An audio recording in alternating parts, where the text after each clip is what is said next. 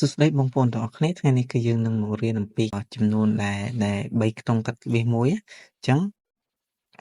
ដូចឧទាហរណ៍នេះខ្ញុំមានតារាងនេះមួយអញ្ចឹងបងប្អូនទាំងអស់គ្នាធ្វើការ select ទៅលើអឺកាឡារបស់យើងនេះមកតែមុននឹងយើងបន្តទៅមុខទៀតខ្ញុំសង្ឃឹមថាបងប្អូនទាំងអស់គ្នានឹងជួយចុច Subscribe និង Like នៅ Channel របស់ខ្ញុំម្នាក់មួយផងបាទដើម្បីជាកម្លាំងចិត្តដល់រូបខ្ញុំសូមអរគុណបន្តមកទៀតបងប្អូននេះចុចទៅលើពាក្យថាCamera Style នេះរួចហើយបងប្អូនចុចលើហ្នឹងមកយើងចុចលើហ្នឹងគឺ3ខ្ទង់វាកាត់ក្បៀសប៉ុន្តែគឺមានលេខវាចុច0នៅក្រោយក្បៀសហ្នឹង2ខ្ទង់ទៀតអានេះគឺជាចំនួនទស្សភាគនៅក្រោយក្បៀស2ខ្ទង់អញ្ចឹងបើសិនជាបងប្អូនចង់បំបត្តិវាគឺយើងត្រូវចូលទៅក្នុង number ចូល number ហើយចូលទៅក្នុង number នេះខាងលើនេះឬហើយបងប្អូនចុចទៅលើនេះពាក្យdecimal place នេះយើងចុចមកក្រោមឲ្យវា0អញ្ចឹងមករួចហើយបងប្អូនចុចអូខេបាទគឺឡើងមានចំនួនទស្សភាគនៅក្រោយក្បៀសហ្នឹងហើយអូខេបាទងាយស្រួលហើយមួយទៀតបើសិនជាបងប្អូនចង់សរសេរជាអក្សរជាមួយនឹងលេខតែម្ដងបងប្អូនចង់សរសេរអក្សរនៅជាមួយនឹងលេខពីព្រោះនៅក្នុង Excel បើសិនជាបងប្អូនសរសេរលេខជាមួយអក្សរនោះរូបមន្តគឺវាមិនស្គាល់ទេឧទាហរណ៍ដូចជា60000នេះខ្ញុំធ្វើការសរសេរដាក់រៀលមួយដែរអញ្ចឹងលទ្ធផលវាខាងក្រោមនេះបងប្អូនចាំមើលវានឹងធ្វើការផ្លាស់ប្ដូរហើយអូខេនេះបងប្អូនឃើញអត់គឺរូបមន្តរបស់យើងនេះគឺវាដំណាD13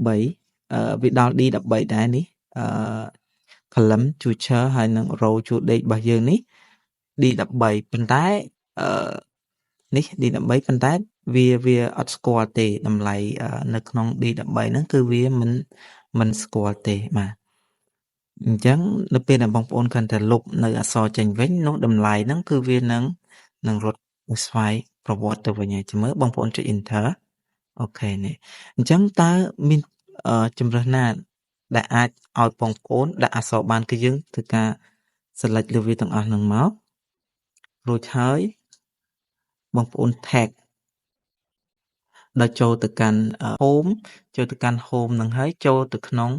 number នេះហើយបន្ទាប់មកទៀតបងប្អូនចូលទៅខាងក្រោមគេនេះ custom ចូលក្រោមនេះមករួចហើយបងប្អូនធ្វើការ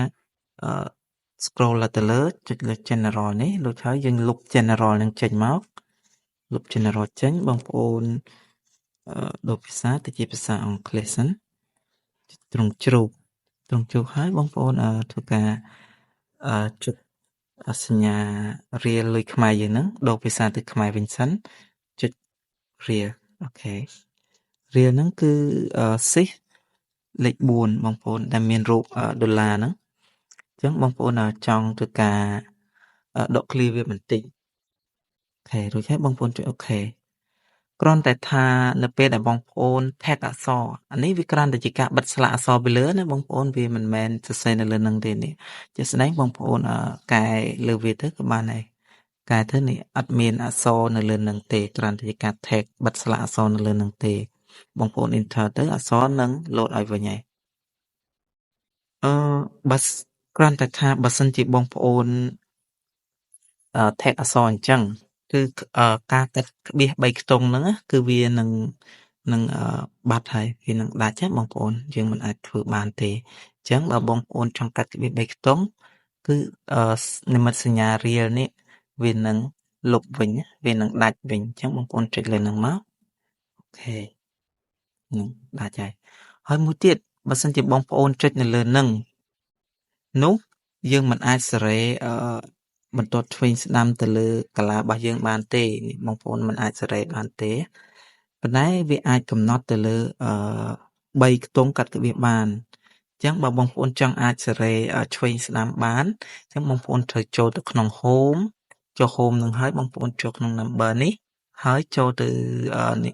number បន្ទាប់ពី general នេះហើយបងប្អូននេះចុចលើនេះuse 1000 separator នេះដែលជានិមិត្តសញ្ញាក្បៀសនេះបងប្អូនចុចគ្រីសលើនឹងមករួចហើយក្រោយក្បៀសពីខ្ទង់នេះ decimal place នេះចំនួនទស្សភាគពីខ្ទង់ហ្នឹងបងប្អូនលុបវាចេញសុខឲ្យចុចថយក្រោយឲ្យវានៅសល់0មករួចបងប្អូនចុចអូខេនេះប៉ុណ្ណឹងបងប្អូនអាចសេរីឆ្វេងស្ដាំបានស្ដាំឆ្វេងកណ្ដាលនេះគឺ center គ្រាន់តែថាបើបងប្អូនកាត់ក្បៀស3ខ្ទង់កាត់ក្បៀសបែបហ្នឹងគឺអក្សរដែលយើង tag អំបញ្ញមិញបិទស្លាកមិញហ្នឹងគឺវាក៏មិនដំណើរការដែរបាទគឺវាលុបហើយអញ្ចឹងបើបងប្អូនចង់កាត់3ខ្ទង់កាត់ក្បៀសហើយចង់ដាក់ជានិមិត្តសញ្ញារៀលណាអញ្ចឹងបងប្អូនធ្វើការ insert នៅបន្ទាត់ក្រៅមួយទៀតមកទៅលើ column future របស់យើងហ្នឹងរួចហើយចុចមើលស្ដាំមកហើយចុចទៅលើពាក្យថា insert ហ្នឹងលើពាក្យ insert នេះបងប្អូនគឺវានឹងបញ្ចូល color ឲ្យមួយទៀតណានេះ color នេះគឺជា color ថ្មីរបស់យើងមួយទៀតហើយបាទប៉ុន្តែខ្ញុំមិន insert ទេខ្ញុំសូមត្រឡប់ទៅដើមវិញអូខេបន្តមកទៀត reel នេះបងប្អូនធ្វើការចាប់អស់វាឡើងមកក្រឹមមកនោះវានឹងរត់ចុះមកក្រឹមដែរអូខេបងប្អូនអាចសេរីកាឡាយើងនេះរៀងទូចតិចមកដើម្បីឲ្យរៀនវារៀងបងប្អូន print preview វាមកអូខេនេះបងប្អូនគឺវាមានសញ្ញារៀលចាប់ជាមួយដែរហើយមានលេខ3ខ្ទង់កាត់ក្បៀសដែរប៉ុន្តែរៀលនេះវាមិនមែនជាកាត់ tag របស់យើងទេវាគ្រាន់តែជាការ insert នៅកាឡាផ្សេងក្រៅមួយទៀតបាទនៅក្នុងវីដេអូនេះគឺយើងបានមកដល់ទីបញ្ចប់ហើយខ្ញុំសូមអរគុណដល់បងប្អូនទាំងអស់គ្នាដែលចូលទស្សនាវីដេអូរបស់ខ្ញុំតាំងពីដើមរហូតដល់ចប់ហើយយើងនឹងជួបគ្នានៅវីដេអូបន្តទៀត